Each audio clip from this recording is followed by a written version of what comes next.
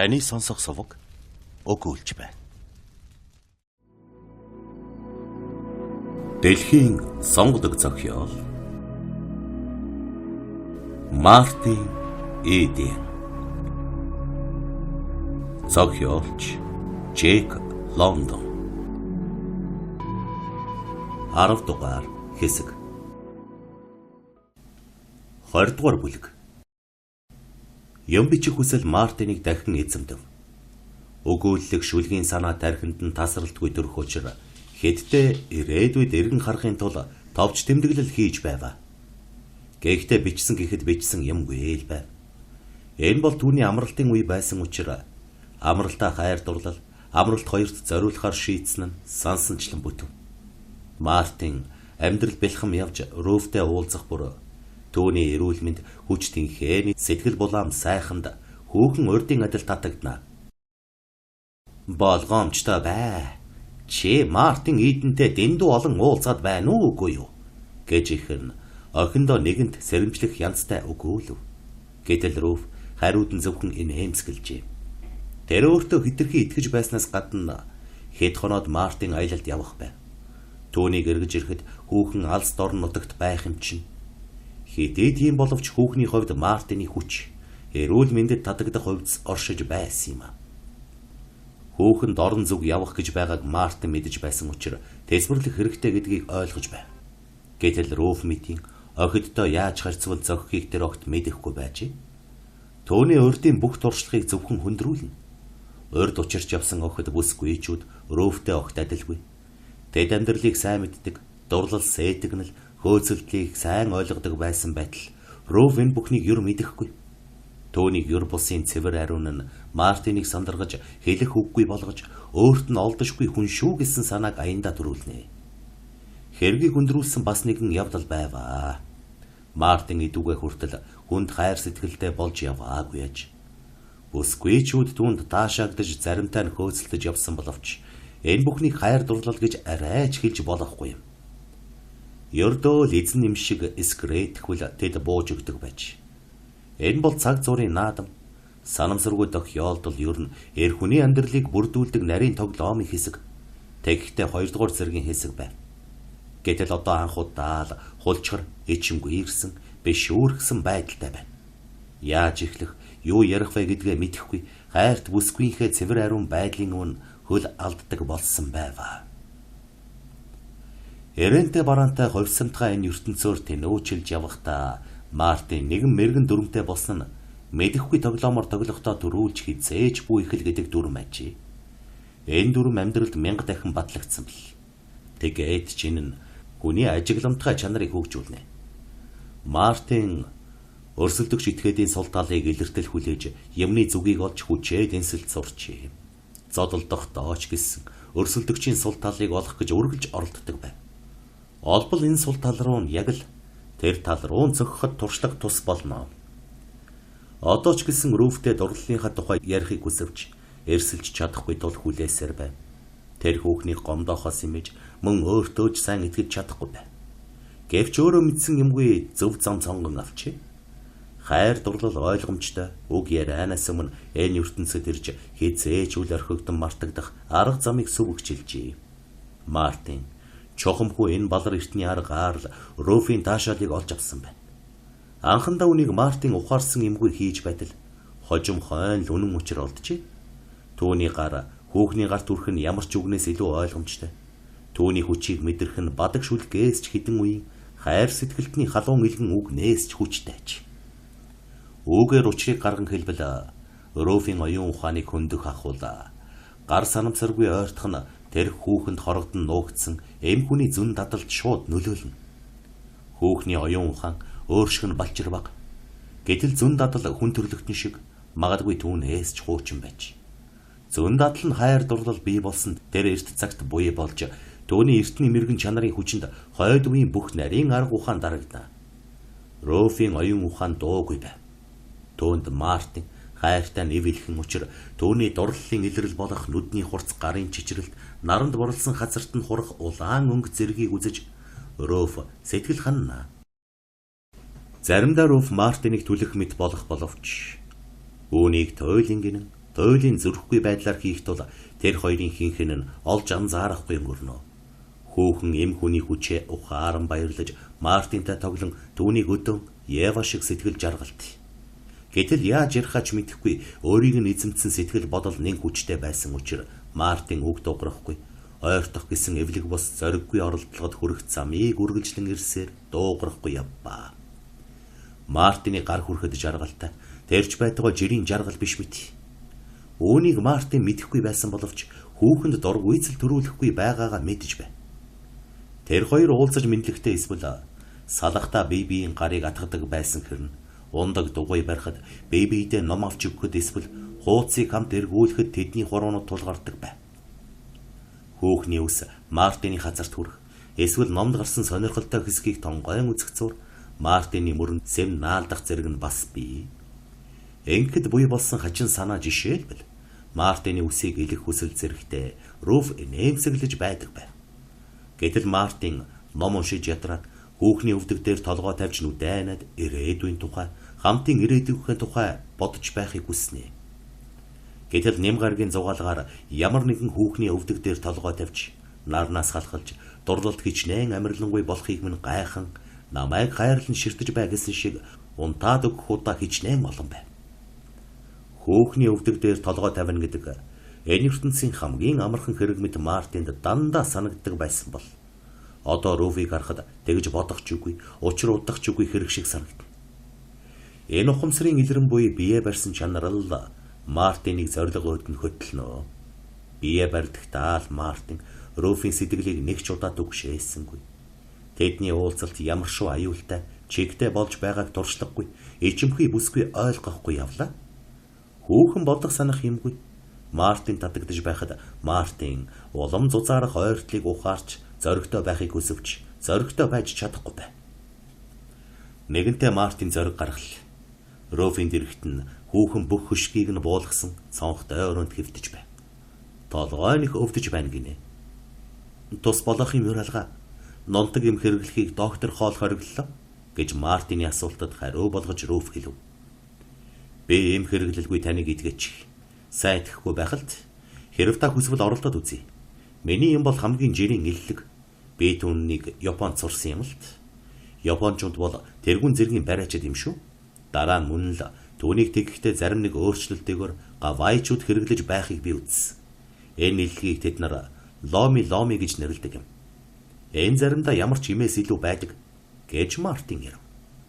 Мартины хоёр гар Руфийн туханд хөрмөгцөх хүүхэн санаа алдан яасан сайхан юм бэ гэж хэлв. Тэгээд хагас цаг болоод та ядарч гин үү гэж Руф асуув. Ямар хариу өгөхийг өөрөө мэдэж байсан учраас энэ асуулт ил үз болжээ.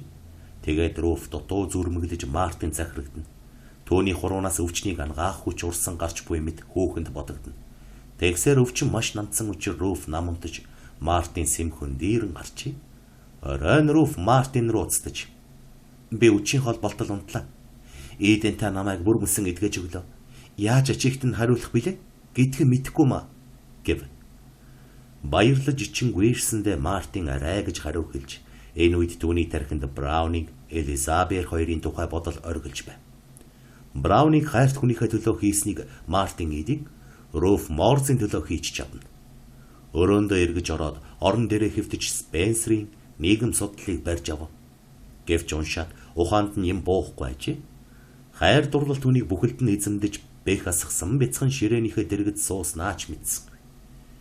Энэ үдэш зохиосон сонет нь дурлалын сонет гэдэг цоврал 50 сонетын анхных нь байсан бөгөөд дараачийн 2 сард цөмийг бичиж дуусчээ. Энэ цовралын санааг Элизабет Барретийн Португалийн хайрын сонетоос авсан бөгөөд агуу их бүтээл турвах хамгийн зохистой нөхцөлд буюу хайр сэтгэлд автагдсан нөхцөлд үүнийг бичжээ. Руфтэй уулзахгүй өнгөрөөсөн цагта дурлалын сонет бичих, гэртээ ном унших буюу уншлагын газар очиж сэтгүүлийн дугааруудыг алгасалгүй үзэж хэвлэлийн газрын сонголтын нууцыг ирдэг байлаа. Руфтэй өнгөрүүлэх цаг нь найдвартай эргэлзээ хоёроор дүүрэн бөгөөд аль аль нь бие шаналгаатай. Руфийн толгойн өвчнийг ангааж өгснөөс хойш 7 хоноод байтал сартай шөнө Мерит нуурт заваар зугаацхыг норм санал болгосонд Артур Олны хоёр түүнийг дэмжив. Мартинаас өөр хэнч дарвуулт завь жолоодож чаддаггүй учраас Ахмадын үүрэг хүлээхийг түүнээс хүсжээ. Ров түүний дэргэд завны хидэгт суухад 3 залуу дунд ванданд сууж оюутны амьдралын нэгэн зүйлийн тухай сунжирсан маргаан үүсгэв. Сар мандаагүй байсан тул Ров одтой тэнгэрийг ширтэж Мартинтай ганц ч үг солиогүй сууснаа гинэт ганцаарджээ. Тэгээд Мартиныг харлаа. Салхины аясаар зав бяцхан хазайхад Мартин өрөөсөн гараар залуурыг нөгөө гараар гол дарвуулыг барьж эргийн ирмэг өнгөрөөж чигээ өөрчлөв. Хүүхний харцыг Мартин анзаарсан. Маш чадварлаг залууг мэдээжээр амжилтад үл хүрэх тааруухан өгүүлэлэг шүлэг бичгэд хүргэсэн хажирхалтай хүслийн тухай бодсоор хүүхэн Мартиныг сэм ажиглана. Рофийн харц оддын сүмэлцэх гигэнд бүдэг бадаг мэдэгдэх Мартины толгой чирэг хүзүүг дамжин гүйтэл хүзүүгээр нь тэврээд авмаар хачин танил хүсэл түүнийг эзэмдэв. Айгүй санагддаг атал өөрт нь байгаа тэр хүч өөрийг нь хөдөл. Ганцаардсан сэтгэл хүчтэй болж Роф ядарснаа мэдэв. Зав дайвалцах нь Рофийн дургуутслыг төрүүлнэ. Мартин гагцхөө гар хүргэснээр толгой өвчнөөс ангижруулж өгснийг тэр дурсан санал. Тэр нь одоо дэргэд суух бөгөөд зав дайвалцах бүр өөрийг нь түүн тийш түлхэх мэт. Гэтэл Мартиныг налж түүнийг тулах хүсэл Рофт гэнэт төрж тэр хүслийг ухаарахын урд хүсэлтэй автан Мартин тийш налж байв. Магадгүй үүнд зав дайвалцсан нь ч буруутай юм билүү. Роф мэдэхгүй байва. Үүний учрыг хизээж олж мэдсэнгүй. Гагцхүү түүнд налсан тэгээд л сайхан байна гэдгийг л тэр мэдэж байв. Хамаг хэрэг дайвалцалд байлаач гэсэн Роф Мартинаас хөндөрхийг хүссэнгүй. Түүний мөрөн дээр тулсан маш хөнгөн тулсан бөгөөд өөрийнх нь суухад суудал эвтэй байг гэж байраа өөрчлөхөд ч тулсаар л байв. Энэ бол хүүхний хувьд бодлогогүй хэрэг боловч бодох ээжтэр хүссэнгүй. Одоо тэр урдын Роф бус бүсгүй болсон бөгөөд бүсгүй хүний тулгуурын хэрэгцээн шаардаж байв. Чухамдаа Мартиныг баг зэрэг налсан боловч уг хэрэгцээ хангагдал. Ядарсан нь мэдэгдэхгүй болжээ. Мартин дуугүй л байна. Тэр сайхан үзэгдэл арилхаа сайж. Түүний бие барьсан зөрөгтэй байдлын ачаар баясал үргэлжиж байсан боловч толгой нэргэж бодол уймрав. Юу болсныг тэр яарч ойлгож чадахгүй байлаа. Энэ бол дэндүү сайхан, чухам, сэрүүн сэргэх цагт учирч болохооргүй байв. Дарвуул залуур хоёрыг тавьж хөөхтийг тэврэн авмаар санагдаж байсан боловч тэр арай ядан төвчиж байл. Гэвч хэрв ингэвэл хамаг хэргийг нурааж болох юм гэдгийг зөн дадлаар ойлгож хоёр гар нь чөлөөтэй байгаагүйд хувь заяанда баярлаж явба. Гэвч тэр завны гулсах чигийг нилээд сунгахын тулд сэтгэл зовох юмгүй. Дарвуулыг сулруулах явдлыг санаатай удаашруулв. Гэвч гулсах чигийг өөрчлөхөд өөрөө шилжин суух хэрэгтэй болж тэгснэр тэдний ойрдод байдал бас өөрчлөгдөн гэдгийг мэдэж явжээ. Энэ бүхнийг хийхдээ маргалдагстад сэжиг огт гонж дөрүүлэлгүй. Сүрхий дүйтэй гараар Мартин хийж байв. Өөрийн зориг хүсэлд тэнгис зав салхийг захирч чаддаг болгосон. Тэгээд ч одоо энэ гайхалтай сайхан шөнө хайрт бүсгүйтэйгээ ойр байхыг нь сунгаж өгсөн далаачны бүхий л хүнд хүчээр амьдралд тэр баярлаж байлаа. Сарны төрүүчийн туяа тэднийг совдон өнгөөр гээгүүлэхэд Роф Мартинаас хөндөрсөн бөгөөд тэгэхдээ Мартин мөн хөндөрч байгааг мэдлээ. Бүхнийг бусдаас нуухыг хоёул хүсжээ. Энэ бол хоёулангийнх нь нууц болж үлдэх ёстой байв. Одоо Роф зайдуу сууж байхдаа хазар нь халуу оргиж чухам юу болсныг сая ухаарчээ. Тэр дүү нартаач оол нийтч мэдэгдэхгүй байх ямар нэг юм хийжээ. Яаж шийдвэ? Сартай шүн залуустай хамт заваар олонтоо зугаатсан боловч урд өмнө нь хизээж ийм юм болж байгаагүйч. Түүнд тийм хүсэлж байгаагүй юм. Энэхүү сэргэж буй эм хүний төрх төлөв түүнд аимшигтай ич гүүртэй мэт санагдана. Энэ зур завны гулсах чигийг өөрчлөх завгүй байсан Мартиныг хулгайнуудаар хараад ийм бодлогогүй гудамжигтай юм хийлгэхэд хүргэсний учир түүнийг үзэн ятгахад бэлхэн байв. Энэ л Мартин ийд яналтэр. Магадгүй ээжийнх нь зөв. Энэ хоёр дэндүү олон уулзаж байж ч болно. Энэ явдал дахин хизээж давтагдах ёсгүй гэж Роф даруй шийдэд цаашдаа үүнтэй зөөн уулзахыг мэрийнэ гэж бодвоо. Завинд зайлагдж яг сар гарахын өмнөхөн дотор тун эвгүй болсон гэж завчлан түүнд худал хэлий гэсэн болох санаач төрөв. Гэвч уудлан ичлэгч сарны царай хараад хоёул бие биеэс хэрхэн хөндий ирсэн санаж түүнийг тэгж хэлбэл Мартин үнэмшигүйг ойлголоо. Дараагийн хэд өдөр Руф байж сууж ядаж байваа. Тэр өөрийн бодол сэтгэлийг тунгааж үцгээ байв. Юу болж юунд хүрэх гэж байгаагаа бодохыг болов. Гагцхүү халуурн дагчсан амьтан шиг байгалийн аимшигтай бөгөөд шидэт дуудлагыг чагна. Хайр сэтгэлийн тухай Мартиныг яриулахгүй байхаар шийдсэн нэгэн хатуу шийдвэр нь түнд итгэл төрүүлнэ. Тэр дуугийл байвал болох юм. Хэд хоногоос тэр аялалд явчихна. Ер нь үг дуу гарсан ч юм болохгүй. Түүнд хайр сэтгэлтэй болоогүй юм чинь. Гэхдээ хайр сэтгэлийн үг анх сонсох гэж байгаа юм болохоор түүний хувьд нилээд зүдэргээтэй. Руфийн хувьд төвөгтэйхэн хагас цаг л болох байх. Ганцын бодлоос Руфийн зүрх хүчтэй зохилноо. Руф жинхэнэ бүсгүй хүн болж эр хүн түүний сэтгэлийг татах гэж байгаа нь энэ. Өөрт нь бүсгүй хүний юу байна? Цөм тэр дуудлагад хариу болоход бэлэн байна. Руфийн бие дагжин ганцхан бодол тархинд нь дэнгийн ирвэхэ шиг эргэлдэнэ. Хүүхэн бодолдоо хит автагдж Мартины анхны үгсийг өөрөө хэлж өөрийн татгалзах хариу үгсийг дахин давтан өгүүлж тэгэхдээ түүнээ арай уян зөөлөн болгохыг мэри Мартины эрэлхэг шударга занг өөрийн туслагч болгон хань татна. Юуны өмнө Мартин тамхинаас гарах ёстой. Руф үүнийг тун чухалчилнаа. Гэхдээ хайр сэтгэлийн тухай ярихыг түнд зөвшөөрөхгүй. Үүнийг чадна. Ихт ээж амлсан. Царай нулааж биеийн дагчсан Руф ийм бодлогоо ангижруулахыг оролдоно. Түүний хайр сэтгэлийн анхны үгсийг илүү тохиромжтой цаг эртэл, илүү зохистой хантай учиртал хойш тавихаас биш дээ.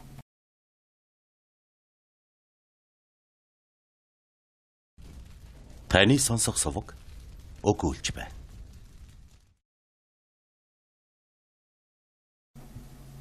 Хорин-нэгдүгээр бүлэг.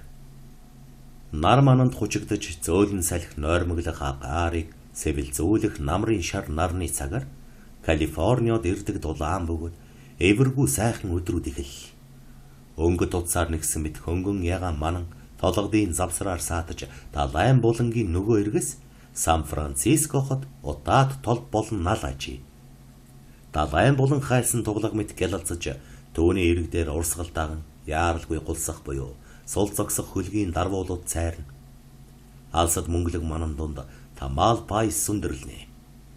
Тэнд алтан хаалга гэдэг босоо чулуу шингэх нарны туяанд чухам алтлан харагдаж түүнээс цааш зах хязгааргүй номхон далай зэлийж ойртон буй өвлийн төрүүчийн илж болсон өдгөн үйлс алс тэртээ тэнгэрийн хаяг имжээрлжээ. Зуны улирах цаг болжээ. Гэвч тэр нь энэ толгодын дунд яарахыг умартаж толгодын завсардах ягаан манан гүтгрүүлэн амьдарч байсандаа амьдрал нь бүр өр бүтээлтэй байсандаа баярлан ядрал ханлын удаалаг бүтээлгэн доор ааж мөхөж байв. Дуртай толгойнхоо бэлд Мартин Руф хоёр номын хуудас руу тонгоон зэрэгцэн суужээ. Цөөхөн бүсгүйчүүдийн дурлаж чадах дурлалаар Браунинг дурлсан бүсгүйн бичсэн янаг амаргийн шүлгийг Мартин уншиж Руф чагна. Гэтэл тэдний уншлага нэг л явцгүй. Байгальдах унтарч буй гоо сайхан дур татам хүч даанч их байв.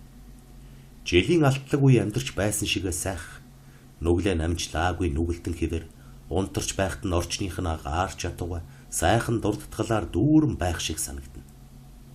Энэ Мартин Руф хоёрын цолсонд хүртэл шингэж тэдний зориг хүслийг мохоож бодол шийдвэрийг нь солонгорсон манан гар хүчин.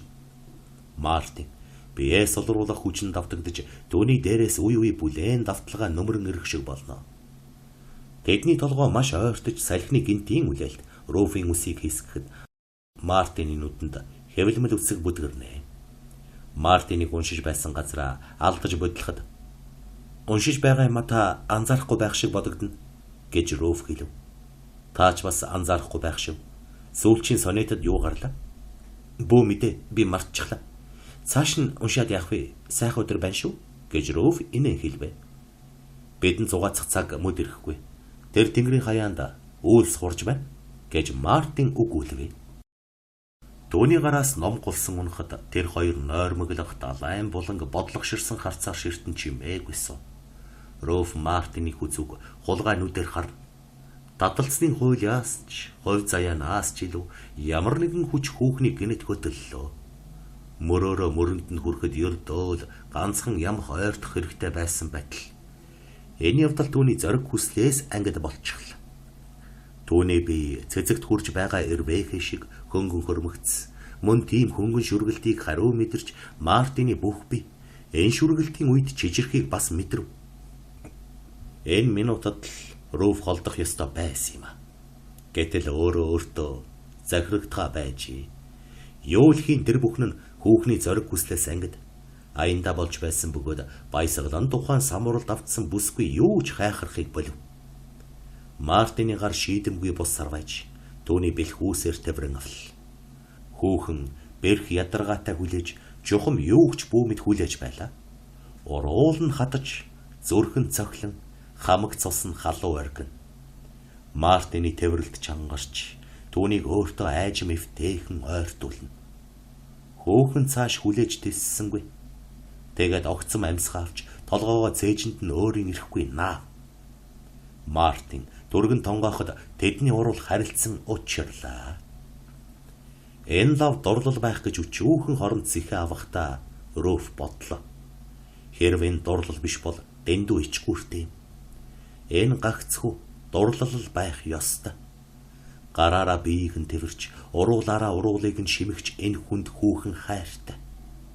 Эв хайсан зэн далдын хөдөлгөөнөөр хөдөлж хүүхэн энэ хүнд Улаанбаат наалдаж байгаа газраас нь бараг мултарч Мартин Идений наранд борлсон хүзүүгээр нь эрс бөгөөд зоримог тавран авлаа.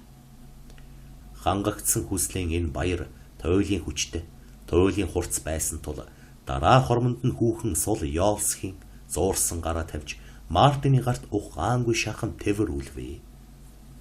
Тэд удтал үг дуу гаргасангүй. Мартин хоёр дахин тонгойж түүний уруулыг үнсгэд хүүхний урул урд даасан цоргойж бэйн тайван эвтэй байр зүн дадлаар эргэлхийлнэ. Хүүхэн Мартинаас хөндийрөх тэнхэлгүй байсан учраас Мартин түүнийг тэвэрсэн хിവэр байж далайн булангийн тэртэх том хотын зүг үл үзэх харц сунган суунаа. Энэ удаа түүнд элдв үзэгдэл үзэгдсэнгүй. Өнөөдөр шиг дулаан өөрийнх нь хайр шиг халуун хурц туяа өнгөл олж үзв. Мартин хүүхэн рүү тонгой. Хүүхэн юм ярихтай болвоо. Та хэдийд надад хайртай болсон юм бэ? Гэж хүүхэн шивнэн асуув. Анхны өдрөөс таны бараг харсан тэр анхны минутаас тэгэхэд л хайртай болсон. Түүнээс хойш өдөр ирэх бүр улам хайртай болсон. Одоо хайрт минь улам их хайртай. Би ч бүр соль ёрчээ.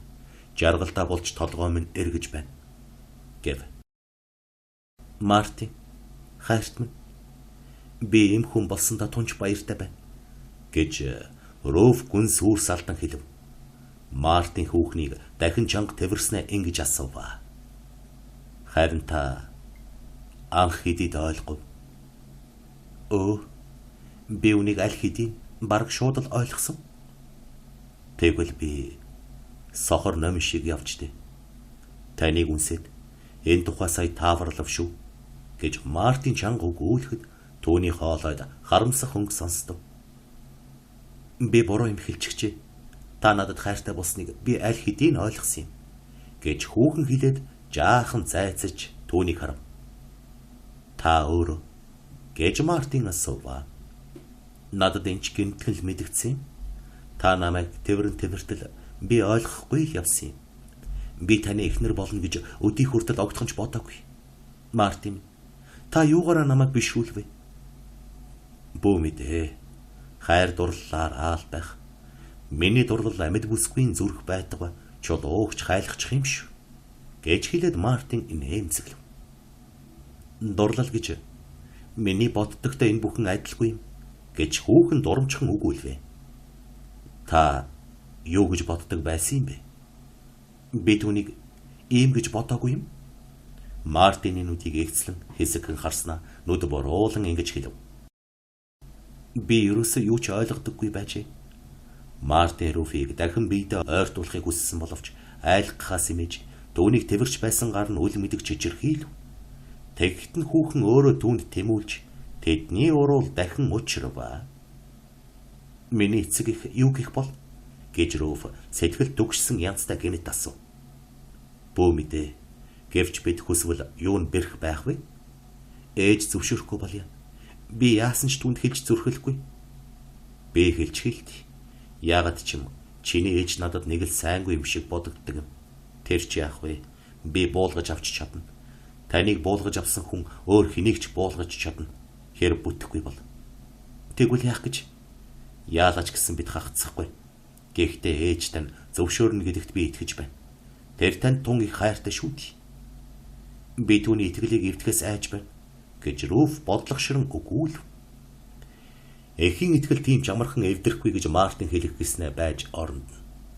Хайр дурлал гэдэг энэ дэлхийн хамгийн агуу гайхамшиг шүү дээ гэж хэлв. Мартин танаас би заримдаа айх юм. Та хин гихч урд ямар хүн байсныг тань бодхоос одоо ч айх юм. Та надад туйлын сайн байх хэрэгтэй. Жохомдоо би чинь хүүхэд шүү дээ. Би урд хинт ч хайртай байгаагүй. Би ч бас тийм.